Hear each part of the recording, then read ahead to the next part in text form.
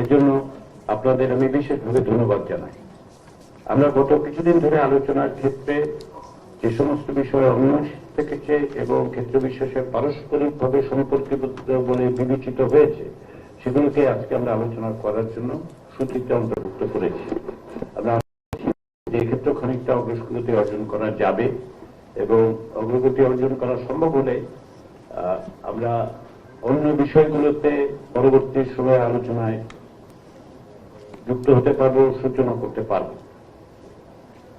প্রায় বাংলা রেকর্ডের মতো আবারও বলি, যেহেতু আমাদের গণমাধ্যমের বন্ধুরা আছেন এবং জাতীয় নেতৃবৃন্দের সঙ্গে আলাদা আলাদাভাবে কথা বলার সময় যেটা আমি বলবার চেষ্টা করেছি বারবার, সেটা হচ্ছে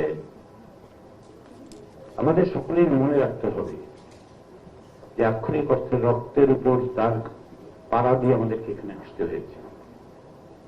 বহু প্রাণের বিনিময়ে আমরা এখানে এসেছি, একদিনের সংগ্রামে আসেনি। 16 বছর ধরে অব্যাহত সংগ্রাম, 53 বছর ধরে বিভিন্নভাবে আমরা গণতন্ত্র প্রতিষ্ঠার যে সংগ্রাম, একটি জবাবদিহিমূলক রাষ্ট্র প্রতিষ্ঠার যে সংগ্রাম, তারই একটা পর্যায়ে আমরা এখানে সকলে বসতে পেরেছি। ফলে রাষ্ট্রের স্বার্থ, জাতির স্বার্থকে ঊর্ধ্বে রেখে সকলে মিলে আমরা যেন অগ্রসর হতে পারি, সেটা আপনারা বিবেচনা করবেন। আমি বারবার বলেছি যে আপনারা সকলকে খানিকটা ছাড় দিতে হবে।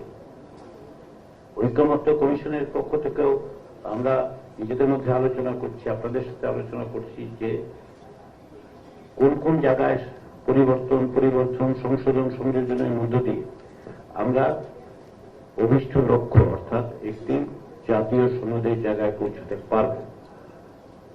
আমার আস্থা এবং বিশ্বাস আছে যে আমরা পারব, কারণ আমরা সকলে মিলে যদি এত বড় সংগ্রামে অংশগ্রহণ করতে পারি, আমরা সকলে মিলে যদি প্রাণ বাজি রেখে লড়াই করতে পারি, তাহলে আমরা পারব না, এটা হতে পারে না। বাংলাদেশের ইতিহাসে ব্যতিক্রমী ঘটনাগুলো ঘটেছে, তার মধ্যে একটা বড় ব্যতিক্রমী ঘটনা হচ্ছে এই যে আমরা এখানে সকলে মিলে কথা বলছি, পরস্পরের বক্তব্য শুনছি, সহনশীলতা প্রদর্শন করছি এবং অন্যদের বক্তব্যগুলোকে গুরুত্বের সাথে বিবেচনা করে আমাদের অবস্থানটা বলার চেষ্টা করি যে যে দলেই আছেন। এগুলো অভূতপূর্ব, এগুলো আপনারা আমরা সকলে মিলে অর্জন করেছি। সেই অর্জনকে ধরে রাখতে হবে, সেই অর্জনকে একটা সাফল্যের দিকে নিয়ে যেতে হবে।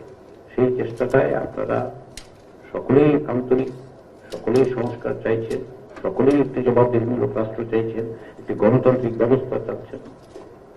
সেই জায়গায় যেন আমরা অগ্রসর হতে পারি ধীর গতিতে। আমাদের একটু সময়ের তারা হচ্ছে এই যে আমরা জুলাই মাসের মধ্যে প্রক্রিয়াটা শেষ করব,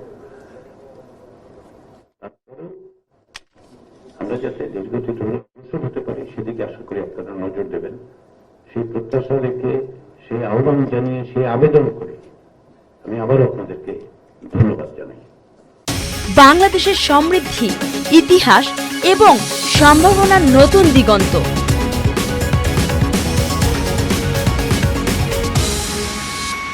স্বাগত জানাই। ভোক্তা টিভি হোক আপনার বিশ্বস্ত খবরের উৎস।